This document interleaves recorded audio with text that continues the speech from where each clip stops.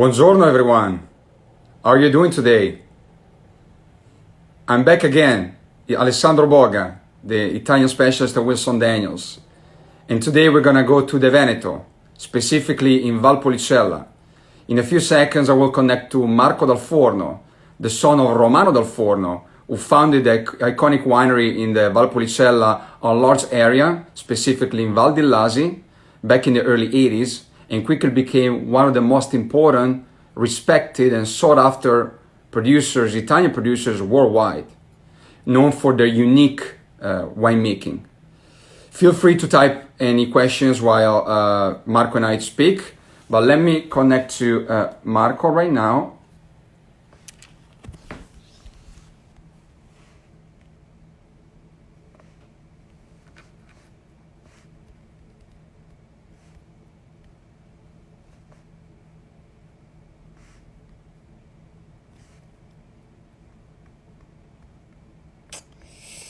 Here we go.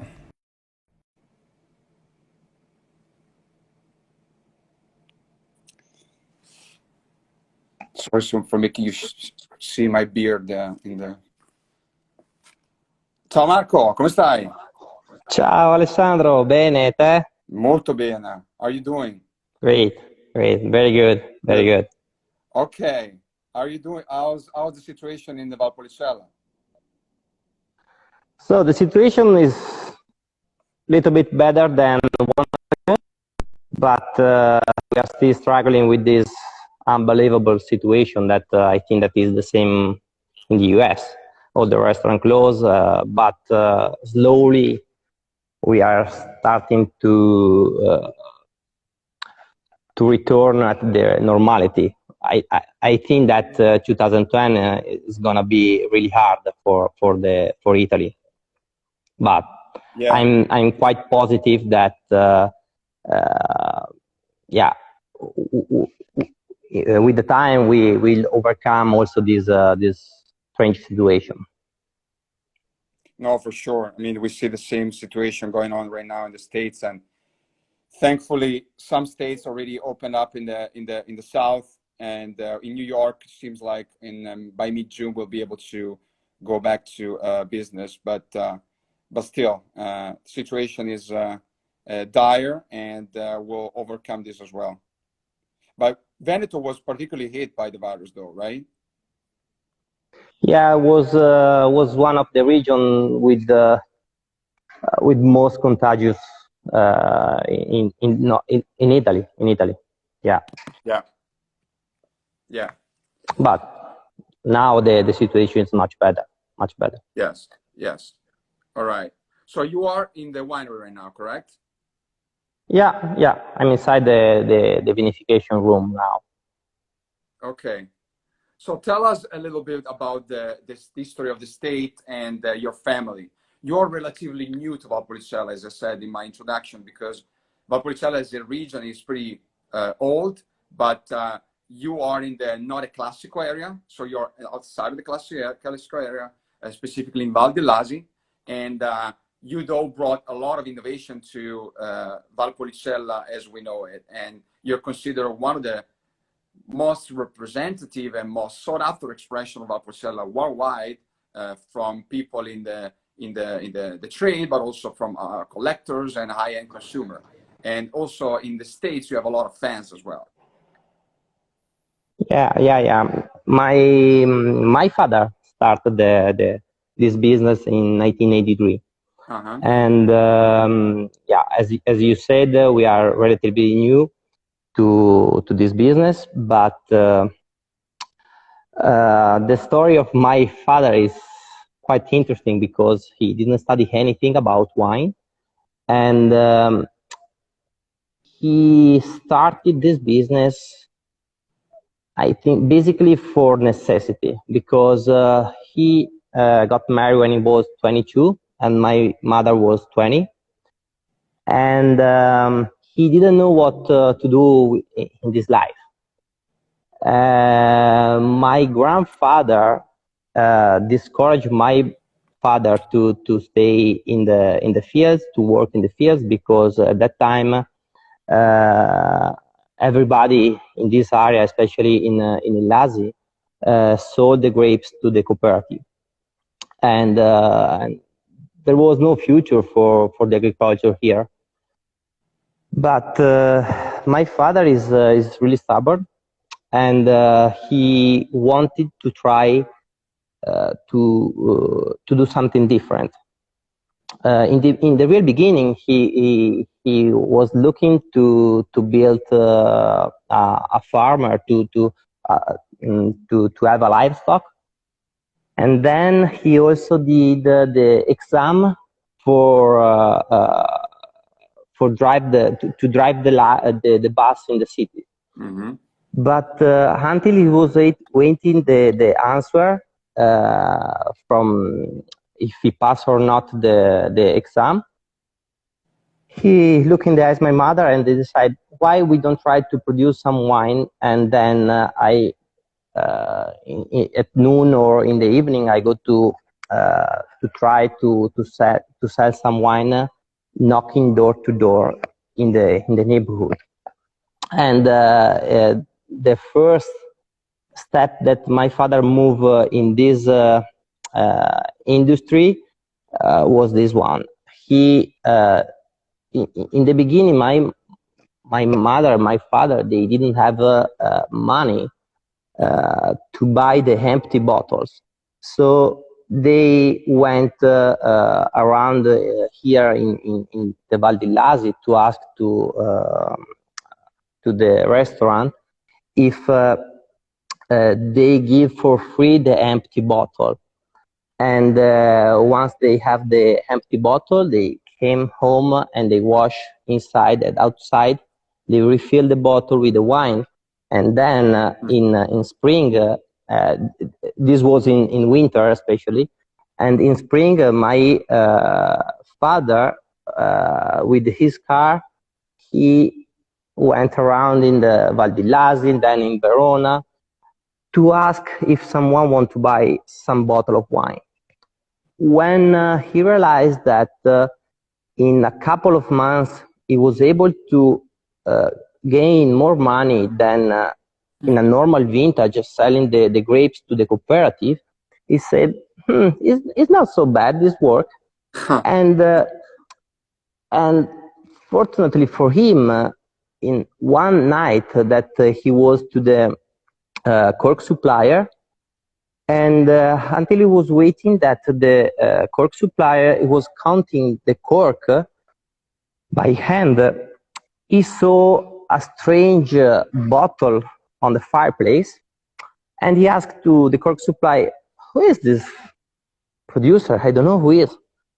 And the cork supplier changed the voice, and they start to speak about this producer as if it was a god. And my father he thought that he was crazy. This guy is crazy. And the bottle was the bottle of Giuseppe Quintarelli. Yeah. So he had a long talk with the cork supplier, and this guy told to my father that there was a guy in Ilasi, where my father lived, that he was a boyfriend of the daughter of Giuseppe Quintarelli. And he said, who is this guy? And he said, it's Celestino Gaspari. And my father, he didn't know Celestino Gaspari. It's impossible because Ilasi is 3,000 people, I know everyone, but Celestino Gaspari, he didn't know. So one day, while he was doing an operation in the bank, next to him there was a guy that he never see, and he listened that he said, okay, I'm Celestino Gaspari, I want to, he was doing an operation, and he said, my father turned to him and said, okay, you have to wait me outside that I have to speak with you. And Celestino Gaspari was the person that introduced my father to Giuseppe Quintarelli. I don't know why, but when my father and Giuseppe Quintarelli met for the first time, there was something, I would say, magic, because uh, Giuseppe Quintarelli told to my father everything about how to make a great quality wine. And my father, that evening, while he was driving back home, he made a promise to himself that only the death or a big disease will stop him, nothing else. So when he came home, I would say that the real problem started because my mother, that she imagined his life quiet, relaxed, and it wasn't in the end as she is imagined his marriage. And my father started to took the first mortgage to buy the first machinery to cut. He started also to cut on the floor the grapes, and you can imagine how my grandfather, the sensation of my grandfather, because at that time you gain money in based of how much grapes you produce. And my father cut on the floor the grapes because he started in the early 80s to do the green harvest. And everybody here say, oh, this is crazy. This guy is crazy, he's completely crazy. And so my father, to avoid any discussion, he told me that once he finished one row, he turned the soil to in order to avoid that other people see the grapes on the soil. So I think that it wasn't easy at that time to do this operation. Now it's quite normal because a lot of people do this kind of work, but at that time was not common. Anyway, my father, because he didn't study anything about winemaking or viticulture, is a self-training man, I think, because he traveled a lot in France to understand how other producers produce great quality wine. And in 1997, he started to replant gradually all the property in a high density way. Mm-hmm. We really believe that the wine born in the fields and not in the winery, in the cellar, because we spend a lot of time outside in the vines during spring and summer. We have a lot of we have a lot of attention on the single step of during the season to try to rise the quality, but in the vines, not in the cellar. So in '97, as I said, he started to replant. In the beginning, the first 2 hectares was 11,000 plants per hectare, and then in 2000 we raised the density at 13,000 plants per hectare. So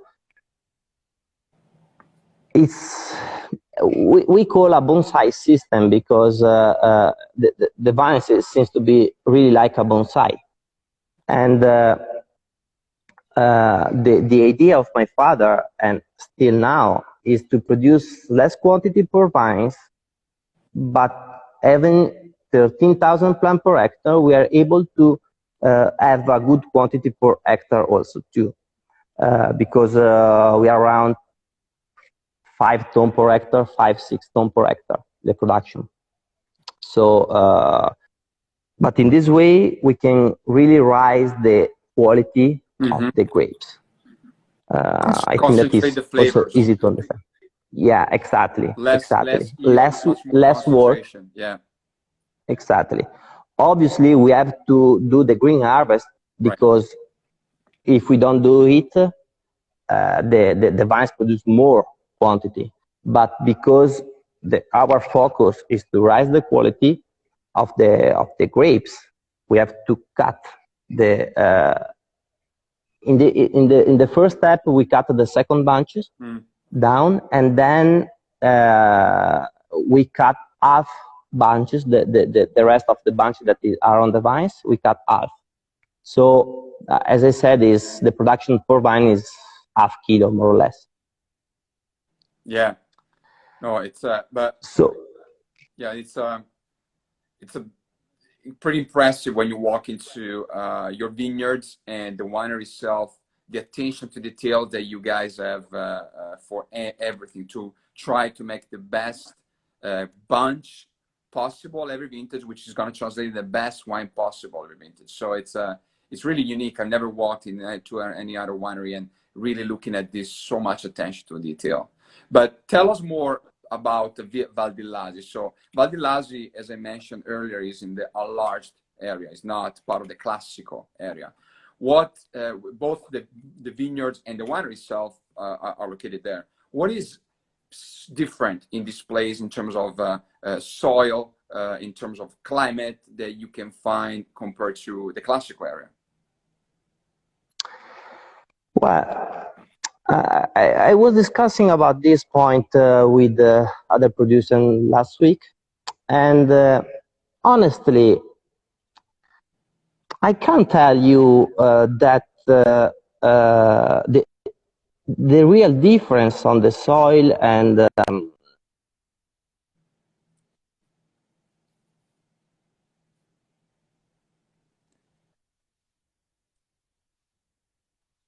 Marco, we lost you for a few seconds. Can you repeat? a single vinification, so a single cru vinification.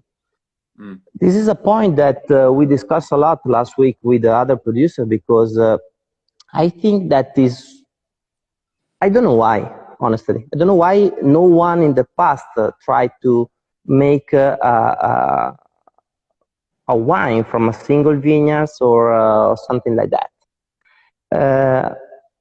I have an idea, because I think that you know that our wine is not a single vineyard, but we have a blend of 5 varieties, and we have a different characteristic of the soil. If I look at the bottom of the valley and on the hill, here in Val di Lasi, so Val di Lasi is located is the last valley to the east of Verona where we can produce the Valpolicella. So it's on the border with the Suave region. Here, this is also the longest valley and the widest valley. Val di Lasi is really particular because we have 150 meters of gravel, and the first meter of soil is more gravel than stone or limestone. So here is, I think that I want to say that it's really poor, the soil here in the bottom of the valley, but up on the hill is completely different, because we have more clay, sand, and also the aroma of the grapes, the bunches, is completely different. I think that our fortune is to have the property in both the bottom of the valley and on the hill, because we can blend the grapes as we need. Normally, where we have more clay, the fruit is more elegant, more with more different aroma, not more aroma. And on the bottom of the valley, it's more, we have more structure. Is the part of our property that give the structure to to our wine. So that's I think that the biggest difference here in Valpolicella between the classic area and the allargata area is the idea of this every single producer, how what kind of wine you want to make. Right. My father, since he started in the 83, his dream was to see the Valpolicella, especially the Valpolicella, among the most important wine in Italy. And he always said that the Amarone is a really unique wine, and you cannot compare with no one in the world, because we use the Passimento. Right. Yeah. And I want to tell you one particular fact that happened between Giuseppe Quintarelli and my father in the 83, 84. Because in the beginning, my father, he produced the wine, and then he went to Quintarelli to have his opinion about the wine. And one evening, Giuseppe Quintarelli said to my father, Romano, why you want to make so much effort to try to produce wine in Ilasi that, Ilasi it's a land of cork. It's not good for wine. Yeah. And I think that was these things that give the power to my father to try to produce. Yes. Yeah, exactly. It's a beautiful story that you're saying about the relationship between your dad, Romano, and Giuseppe Quintarelli, which, is not often seen in other regions of like such big, important producers that have a fantastic relationship, and they had a fantastic relationship until Giuseppe passed. And your Romano was actually inspired by Giuseppe, even though they never worked together, in the sense that there's some talks out there that Romano worked for Giuseppe Quintarelli for a while, but no, it was inspired by it. Yeah, the great relationship, but they always been separated in terms of wines making. So no, it's beautiful to see, and it was also a testament to the drive of Romano to really put all the effort and making a style of wine which is now known worldwide, and you've got clientele looking after the next vintages to come every year to grab some bottles. So it's impressive what with Romano and then you guys afterwards did in such a short period of time. So yeah.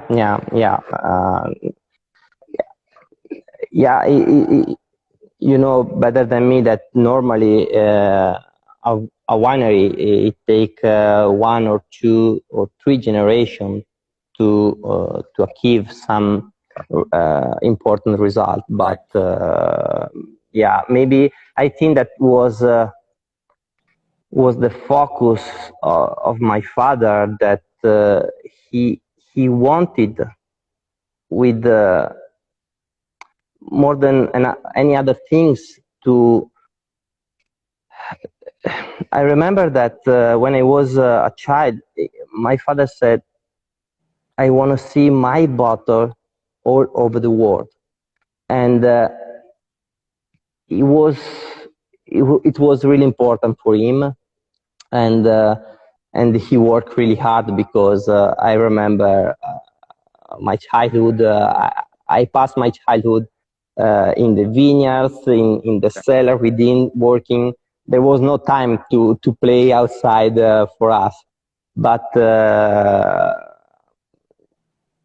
it's a lot of hard work. In the meantime, yeah, absolutely.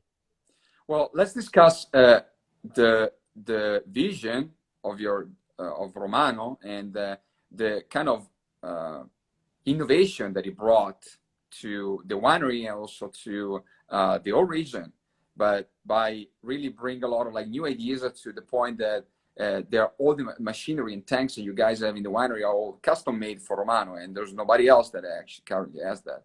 So talk a little bit about the vinification, and also speak about what kind of grapes you use, because you use only indigenous grapes. So another testament to being the most traditional you can possibly be in the vineyard, as you said earlier. Yeah. So I want to show you also the vinification, Yep. because we are here, so you can see we have everything is still here, no concrete, nothing, only still. Yeah. Because my father believed that it's really important to be clean in the vinification room, because we always say that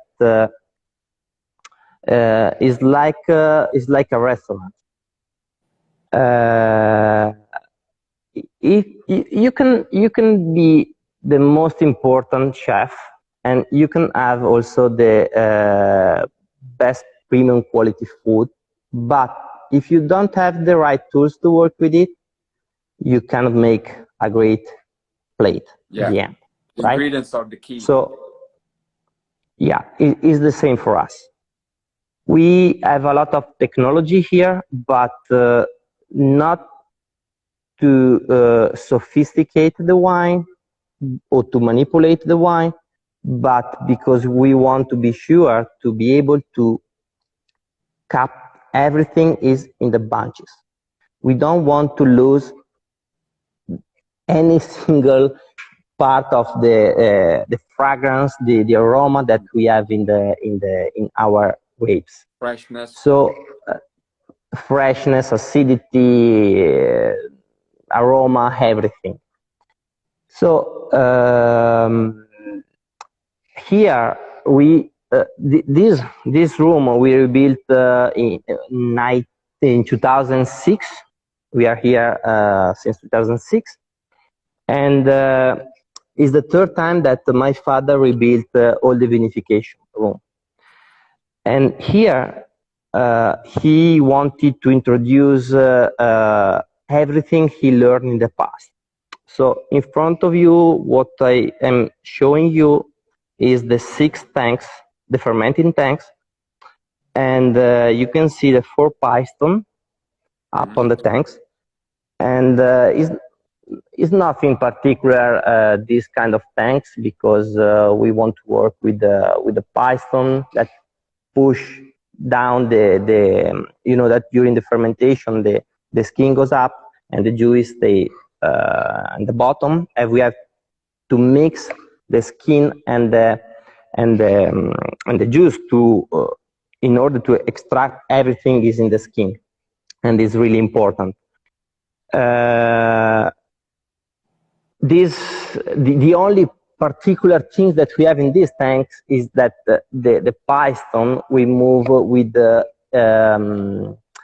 is not with oil or air, but with the electricity. And in this way we avoid any single problem that we can have, maybe because there is oil in the wine or something like that. But then the other tank that I'm showing now is you can see also the strange shape that we wanted for our tank. As you said, is custom made. This tank, the most important things to say is that we can put under vacuum. Right. Under vacuum, why? Because it's that one are 8 millimeters, and the one, maybe, I don't know, I have to move but to show you. Those were really made for you guys only. It has to be custom made. Yeah, absolutely. It was designed for us. was made only for us. And the big one that you see on the bottom is 1.2 centimeter thick, and is the one that we use when we have to before bottling. We have to oh my god, I don't remember the word now. Tell me in Italian. Sorry? Tell me in Italian. Assemblaggio. It's been put together, assembled. Yeah, okay. The wine. So it's really thick, the steel. But as I was saying, the important things is that after the fermentation, we prefer to work under vacuum. Yeah. Why under vacuum? Because yeah, but we believe that to the tank. yeah, but working with the dry grapes, we give a lot of oxygen during the appassimento. Yeah. And you know that the main enemy for the wine is light, temperature, and oxygen. Right. So we believe that if we are able to avoid these three enemies, we can age longer. Right. We are not sure, but we really believe, and is why we make a huge investment to produce this room, because there was nothing in the market, and as you said, everything is custom made. And here I want to show you also the process. Maybe let me see. Yeah, the computer where you if control it works or not. Yeah, but as usually it's not working now. Perfect timing. Okay, next time. That's okay. Well, you mentioned, yeah. You mentioned Marco. You mentioned the appassimento, the drying room, and unfortunately, we don't have the chance to get in there because the Wi-Fi is not strong. So, but I have a picture here, which I'm gonna put it up. Can you speak a little bit about the innovation you made in the drying room, because that's another really unique thing and tool that you guys came up with. So. Yeah. So the drying room for us is it's really special. It's really important because my father patented this system, and it's a really different concept of appassimento. As you can see in the picture, we have a lot of this machine with the three fans, and the fourth is on the back. That now it's difficult to see, but we have 4 fans on every single machine, and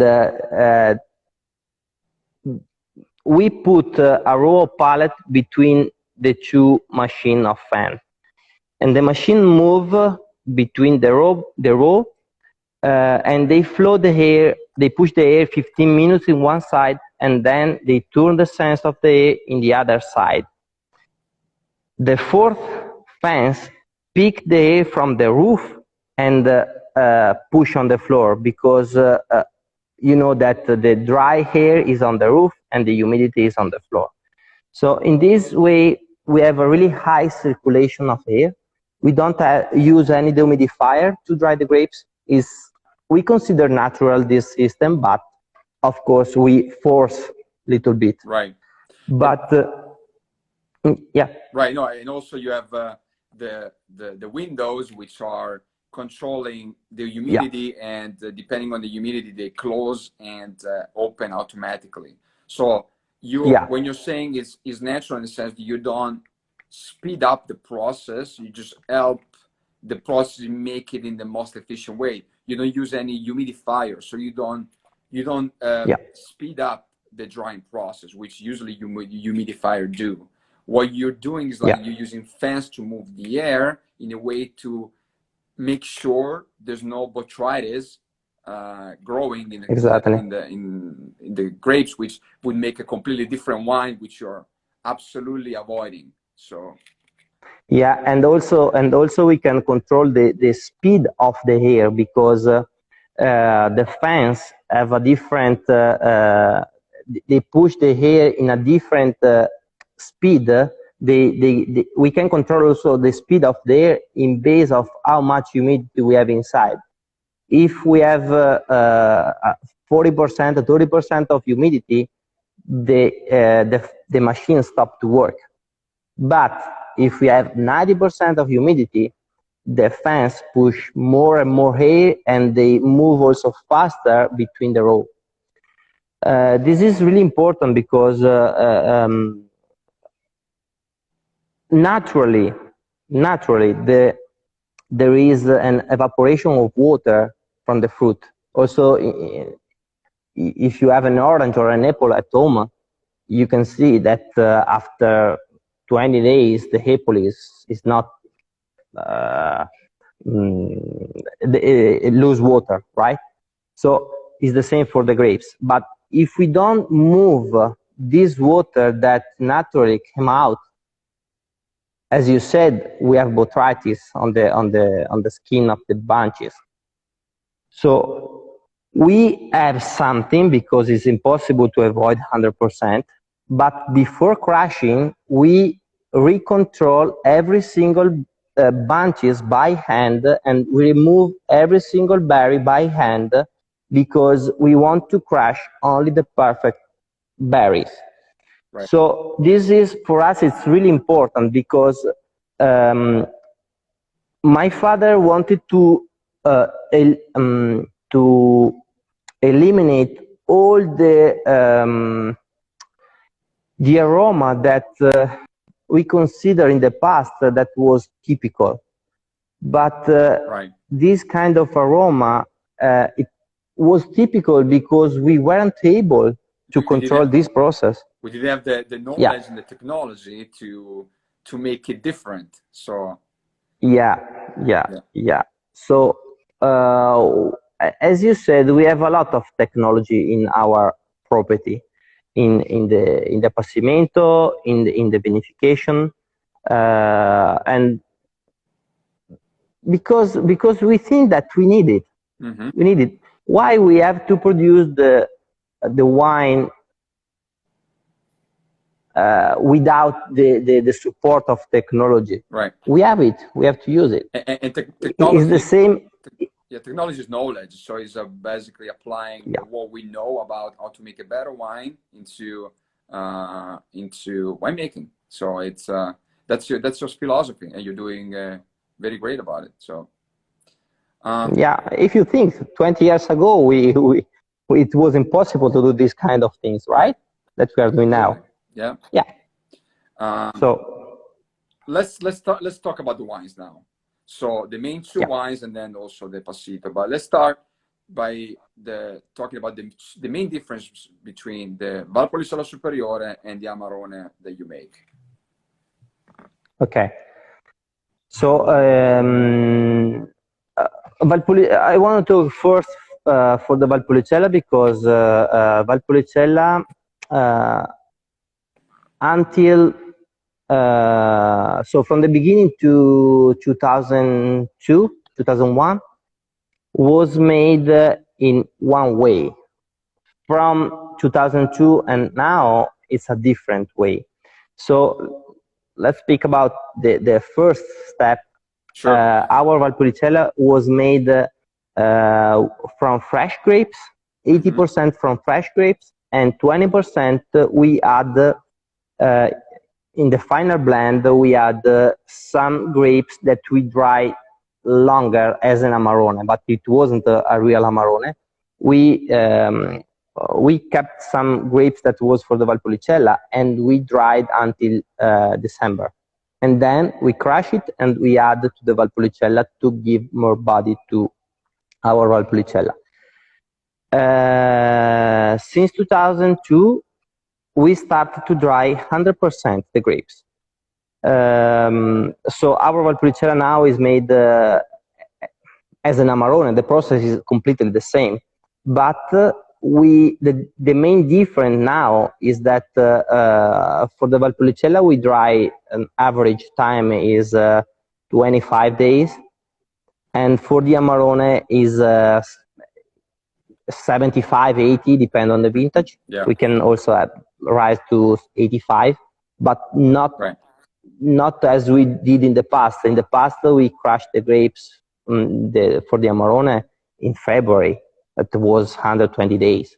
Right. Now, because we want to have more freshness in our wine, and because we have a really high concentration in the bunches, in the vines, we can reduce the time of the appassimento.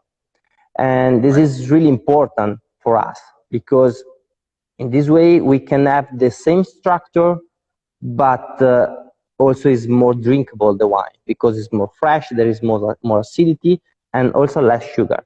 Right. This is something that we work really hard to achieve this goal, but now I think we have some step to make it better, but I can say that we are quite satisfied. Well, now. I guess every year you guys try to improve it, right? Every year is just another chance to improve the wines, as you say. Yeah. It is the first thing of every day when we woke up. The first thing is how we can rise, how we can do this process better, how we can, what we can change. Sometimes we make a mistake because it's normal, no? Yeah. I want to say that we have no one vintage, obviously for the weather, but also because every single year we try to improve, we change something. And for me, a lot of people ask me, how is the wine compared to the beginning? Yeah. It's another world. It's completely different. You change completely the style, so it's a whole other. Yeah, the process, everything. And also you source the Valpolicella grapes from a little younger vines compared to the Amarone. It goes to the more older and more structured vines. And also you did another change in 2011, first time, where you now spend more time the wine sitting in the bottle rather than the barrel compared to the past, correct? Yeah. So this process started in 2004, honestly. 2004, before the 2004, we aged the wine for 60 months in barrel. Then we bottle and we sell immediately. In 2004, we reduced to 48 months and then 12 in bottle. Now we are 24, 28 months in barrel and 48 in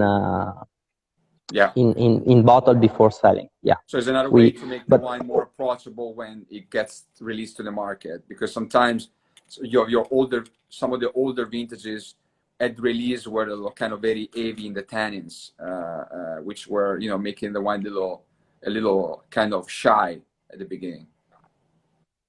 Yeah. It's quite normal, because if you sell the wine as you bottle, there is the filtration, there is all the process before bottling that disturb the wine. And so if you sell right, you bottle the wine, it's quite normal that you have to wait it. So we prefer to store, to age in our cellar, especially because it's another aspect that we want to make it better. Is the biggest problem is how you keep the wine. Right. So how long do you think your wine can age, both the Valpolicella and the Amarone? Oh, good question. I don't know, Alessandro. I don't know. Especially, I can say because I opened the bottle of Valpolicella 83. So the first vintage that my father produced, I opened it You should have called in me. the New Year's Eve. Yeah, next time. I opened the bottle in the New Year's Eve 2015. So it was 32 years old, and the Valpolicella was unbelievable. Unbelievable. Was still fresh and was really, really drinkable. I mean, We finished the bottle in 10 minutes, maybe. well, I don't want to imagine So, how now this aging time is expanded by all the new innovation you brought. So it definitely will live yeah, up yeah. longer. So That's why to me it's difficult to know, because I can only hope that if the first wine that my father make last, I don't know how long it could last, but for 32 years was still good. mhm. But the most important thing is how you keep the wine, Right, better than you me. store the wine. That's a key. Yeah, of course. Yeah, now I think that 35, 40 at least.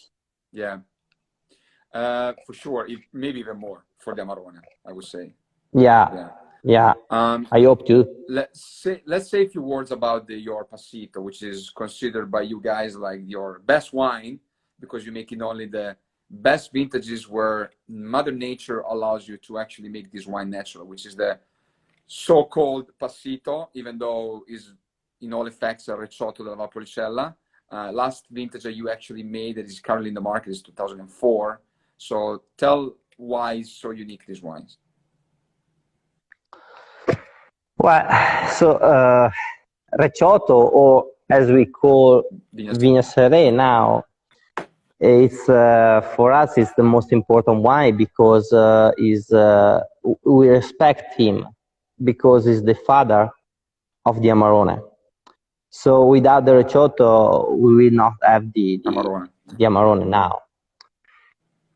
And also because I think that is the most beautiful expression of the Valpolicella area.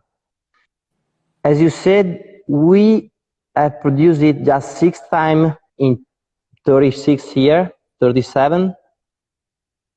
And it's,